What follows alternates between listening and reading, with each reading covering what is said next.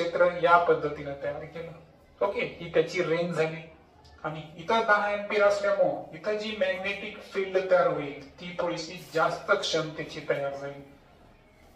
म्हणजे बी कॉइलचं मॅग्नेटिझम जास्त लेवलला काय करायला ऍक्टिव्ह आहे. तितकं एच आहे का नाही. का? कारण ए कॉइल मधून करंट जो आहे 5 एम्पियर आहे. बी कॉइल मध्ये त्याच्यापेक्षा दुप्पट आहे. किती आहे ते 10 एम्पियर. मग आता मॅग्नेटिक फील्ड जी तयार होईल त्याची स्ट्रेंथ सुद्धा बी कॉइल मध्ये ए पेक्षा कशी असणार, दुप्पट असणार. म्हणजे पहिला प्रश्न जो आपला करंट इलेक्ट्रिसिटी लेक्चर 3 मधला शेवटचा टॉपिक बघायला आपण, की जे मॉडर्न गॅजेट्स आहे. आता मॉडर्न मध्ये पण लक्षात घ्या, मी लॅपटॉप किंवा स्मार्टफोन बद्दल बोलत नाही, परंतु असे काही गॅजेट्स आहेत की जे एका ठिकाणाहून दुसऱ्या ठिकाणी आपल्याला काय करावं लागतात, कॅरी करावं लागतात. जसे की कॅमेऱ्याचा फ्लॅश जर पाहिला आपण, त्याच्यामध्ये ज्या बॅटरीज आहेत, ओके, आणि काही आधुनिक साधनं की ज्यांना आपल्याला एका ठिकाणाहून दुसऱ्या ठिकाणी न्यावं लागतं, है ना, मुव्हेबल. तर अशा गॅजेट्स मध्ये कोणत्या टाईपचा सेल असतो, तर तो सेल कोणता आहे, निकेल कॅडमियम सेल. त्यानंतर how much the potential difference of nickel cadmium cell, म्हणजे निकेल कॅडमियम सेल मध्ये विभवांतर, है ना, विभवांतर म्हणजे काय, पोटेन्शियल डिफरन्स किती असतो, तर तो किती आहे 1.2 व्होल्ट. आणि एक लक्षात ठेवायचं की निकेल कॅडमियम सेल हे कसे आहेत, रिचार्जेबल. म्हणजे ते जर संपले, जसं आपण मोबाईलची बॅटरी चार्ज करू शकतो, ठीक आहे, नाही संपल्यानंतर, तर निश्चितच हे सेल सुद्धा कसे असतात, रिचार्जेबल असतात. म्हणजे पुन्हा त्यांना आपण काय करू शकतो, प्रभारित करू शकतो. त्यानंतर which cells use in smartphones and laptops. तर पहा, स्मार्टफोन आणि लॅपटॉप यामध्ये ज्या सेलचा आपण वापर करतो ते आहेत लिथियम आयन सेल्स. ओके, तर लिथियम आयन सेल्स हे आपले जे स्मार्टफोन है ना, मोबाईल फोन्स आहेत आणि जे लॅपटॉप आहे, ओके, यांच्यामध्ये यूज होतो. What is happen when bar magnet is taken near the magnetic needle. म्हणजे जी चुंबक सूची आहे त्याच्या समोर, त्याच्या सभोवताली जर आपण बार मॅग्नेट म्हणजे पट्टी चुंबक नेला तर काय होतं. तर या अगोदर मी सांगितलं की मॅग्नेटिक फील्ड 2 प्रकारे तयार होते. एक काय आहे की एखाद्या वाहकामधून, कंडक्टर मधून जर इलेक्ट्रिसिटी पास होत असेल, लक्षात घ्या, सपोज हा एक कंडक्टर आहे, ओके, आणि म्हटलं सिंगल लाईन देतो, ओके, हा एक कंडक्टर आहे आणि या कंडक्टर मधून काय वाहत आहे, इलेक्ट्रिसिटी जर वाहत असेल, ओके, तर करंट वाहत असेल, तर हे करंट त्याच्या सभोवताली काय तयार करतो, मॅग्नेटिक फील्ड तयार करतो. तर सर हॅन्स ओस्टर यांनी हे शोधलेलं आहे. आणि दुसरं जे आहे, तर सपोज एक बार मॅग्नेट घेतला आपण, हा बार मॅग्नेट कोणता आहे, NS, आपण हे बार मॅग्नेट घेतलं, तर हा मॅग्नेट सुद्धा, तर या मॅग्नेटच्या सभोवताली काय असतात, मॅग्नेटिक लाईन ऑफ फोर्स म्हणजे चुंबकीय बलरेषा असतात. आणि या बलरेषांचं पण वैशिष्ट्य आहे की ह्या सुद्धा काय तयार करतात, मॅग्नेटिक फील्ड तयार करतात. MF म्हणजे काय, मॅग्नेटिक फील्ड, चुंबकीय क्षेत्र तयार करतात. म्हणजे चुंबकीय क्षेत्र 2 प्रकारे तयार होतं, एक वाहणारं करंट आणि दुसरं स्वतः चुंबक हा सुद्धा काय तयार करतो, चुंबकीय क्षेत्र म्हणजे मॅग्नेटिक फील्ड तयार करतो. आणि दॅट्स व्हाय आपला जो प्रश्न होता की बार मॅग्नेटला जर आपण मॅग्नेटिक निडलच्या सभोवताली नेलं तर काय होईल, तर तो मॅग्नेटिक फील्डच्या काही संपर्कात येईल आणि त्यामुळे त्याचं काय होतं, त्या ठिकाणी विचलन होतं. आणि that's why magnetic needle changes its direction. म्हणजे जी चुंबक सूची आहे ती त्याची काय बदलते, डायरेक्शन म्हणजे दिशा बदलते. पण केव्हा, जर तो बार मॅग्नेटच्या संपर्कात आला असेल तरच. त्यानंतर आहे which scientist discover that current produces magnetic field. आता जे विद्युत आहे, इलेक्ट्रिक करंट, त्यामध्ये चुंबकीय क्षेत्र निर्माण करण्याची क्षमता आहे, हे कोणत्या शास्त्रज्ञानं शोधलेलं आहे. आता सांगितलं हॅन्स क्रिस्टियन ओस्टर्ड या नावाचे वैज्ञानिक आहेत. त्यांनी हे सिद्ध केलं की जे करंट आहे, इलेक्ट्रिक करंट ज्याला आपण विद्युत म्हणतो, तर हे मॅग्नेटिक फील्ड म्हणजे चुंबकीय क्षेत्र निर्माण करू शकतं. त्यानंतर नेक्स्ट क्वेश्चन आहे की system of coil and screw attain magnetism is non as. आता आपल्या फेसबुक मध्ये आपल्याला दिलं आहे की जसं की एखादा स्क्रू असेल, ओके, आणि या स्क्रूच्या सभोवताली काय गुंडाळलेली आपण कॉइल, त्याला तार म्हणू आपण.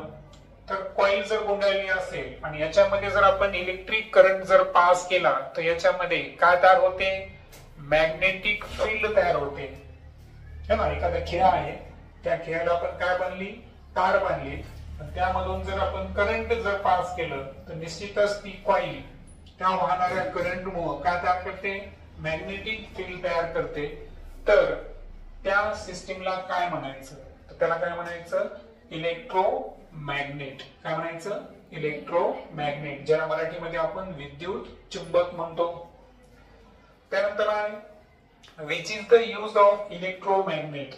मग हे जे इलेक्ट्रोमॅग्नेट आहे याचा वापर तंत्रज्ञानामध्ये काय आहे का, तर निश्चितच आहे. It produces strong magnetic field. एक लक्षात घ्या, करंट जितका शक्तिशाली आहे ना तितकी मॅग्नेटिक फील्डची स्ट्रेंथ कशी असते, जास्त असते. जसं की पहा, आता मी तर एक कंडक्टर घेतो आणि त्यानंतर इथं दुसरा एक कंडक्टर घेतो. हा कंडक्टर कोणता आहे, ए, आणि हा कोणता आहे, बी. आता सपोज मी काय केलं की याच्या भोवताली पण काय गुंडाळलेली आहे, कॉपरची वायर. कोणती वायर, ही कॉपरची वायर. आणि ही जी स्ट्रीप आहे या स्ट्रीपच्या सभोवताली सुद्धा मी काय केलं, कॉपर वायर जी आहे ती या ठिकाणी प्लेस केली. फक्त फरक असा झाला की यामधून मी जेव्हा करंट पास केलं ते होतं समजा 5 एम्पियर. किती आहे, 5 एम्पियर. आणि बी जी कॉइल आहे त्यामधून करंट मी पास केला 10 एम्पियर. बी मधून किती करंट पास केला मी, 10 एम्पियर. आणि ए मधून किती एम्पियर पास केला, 5 एम्पियर.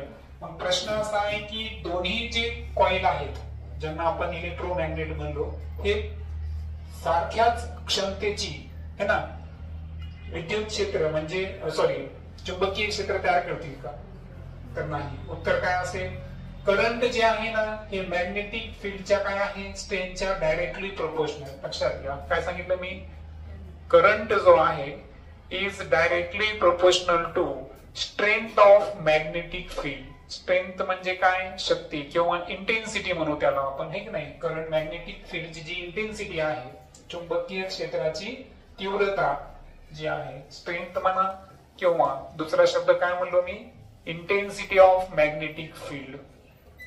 तर याच्या काय आहे, ती डायरेक्टली प्रोपोर्शनल. समप्रमाण माहिती तुम्हाला, एक राशी वाढली तर दुसरी काय होते, वाढते. त्याला आपण डायरेक्टली प्रोपोर्शनल म्हणतो. तर आता मला सांगा, इथं करंट 5 एम्पियर आहे, बरोबर. मग करंट जर 5 एम्पियर असेल तर यामुळे निर्माण होणारी इंटेन्सिटी जी असेल मॅग्नेटिक फील्डची किंवा स्ट्रेंथ जी असेल ती कमी असेल. कोणापेक्षा, 10 एम्पियर पेक्षा. जसं की आपण अॅनिमेशन न थोडस बघू. पहा, समजा ही जी पहिली कॉइल आहे यांना चुंबकीय क्षेत्र या पद्धतीने तयार केलं, ओके, ही त्याची रेंज झाली. आणि इथं 10 एम्पियर असल्यामुळे इथं जी मॅग्नेटिक फील्ड तयार होईल ती थोडीशी जास्त क्षमतेची तयार झाली. म्हणजे बी कॉइलचं मॅग्नेटिझम जास्त लेवलला काय करायला ऍक्टिव्ह आहे. तितकं एच आहे का, नाही. का, कारण ए कॉइल मधून करंट जो आहे 5 एम्पियर आहे, बी कॉइल मध्ये त्याच्यापेक्षा दुप्पट आहे. किती आहे ते, 10 एम्पियर. मग आता मॅग्नेटिक फील्ड जी तयार होईल त्याची स्ट्रेंथ सुद्धा बी कॉइल मध्ये ए पेक्षा कशी असणार, दुप्पट असणार. म्हणजे याचा अर्थ करंट हे मॅग्नेटिक फील्डच्या काय आहे, डायरेक्टली प्रोपोर्शनल. त्यानंतर आहे electric bell working on which principle. बऱ्याच वेळेस ऑफिसेस किंवा घरामध्ये तुम्ही इलेक्ट्रिक बेल पाहिली असेल, बरोबर आहे का. तर ती कोणत्या प्रिन्सिपल कार्य करते, तर तिथं सुद्धा कोणतं तत्व लागू आहे? इलेक्ट्रोमॅग्नेटिझम. त्या इलेक्ट्रिक बेल मध्ये जर पाहिलं तुम्ही, एक आयर्न पीस असतो, त्याच्या सभोवताली कॉपरची वायर असते. लक्षात आलं का? जेव्हा आपण बेल जी आहे ती प्रेस करतो, तर अशा वेळेस काय होतं की त्या ठिकाणी मॅग्नेटिझम प्रोड्यूस होतं आणि त्याच्यामुळे साऊंड प्रोड्यूस होतो, है की नाही? त्याच्यानंतर आपण जर बेलला हात विड्रॉल केला की ते कनेक्शन त्या ठिकाणी का होईल? विड्रॉल, आणि त्यानंतर साऊंड निर्माण होईल का? नाही. तशा पद्धतीचं तंत्रज्ञान हे इलेक्ट्रिक बेल मध्ये असतं. In electric bell which wire wound on the iron piece. आता सांगितलं, आयर्न पीस वर जी तार असते ती कशाची असते? कॉपरची असते. How much potential difference obtain when 3 cells each having potential difference of 1 volt connect in series. आता एक लक्षात घ्या की सपोज तुम्हाला माहित आहे की जे सेल्स असतात, या सेलला 2 टर्मिनल असतात. एक असतो पॉझिटिव्ह आणि दुसरा कोणता असतो? निगेटिव्ह. आता ही पहिली सेल आहे, ही किती व्होल्टची आहे? 1 व्होल्टची. त्यानंतर याला लगेच मी दुसरी जोडली सिरीज मध्ये, ही सुद्धा किती आहे? 1 व्होल्टची. त्यानंतर लगेच तिसरी जी आहे ही पण जोडली. आता बघा इथं plus minus plus minus plus minus. मग आता यामध्ये जेव्हा आपल्याला टोटल पोटेन्शियल काढायचा, तर पहिला याचा किती होता सांगा? 1 व्होल्ट. दुसऱ्या याचा पण किती होता? 2. तिसऱ्या याचा पण किती होता? 1 व्होल्ट. आणि हे कोणतं कॉम्बिनेशन आहे पण? सिरीज. मग सिरीज असेल तर V1 plus V2 plus V3 सर्व पोटेन्शियलची बेरीज करायची. बेरीज केली तर किती उत्तर येईल बरं? 3 व्होल्ट. आणि म्हणून हे 3 आहे तुम्हाला.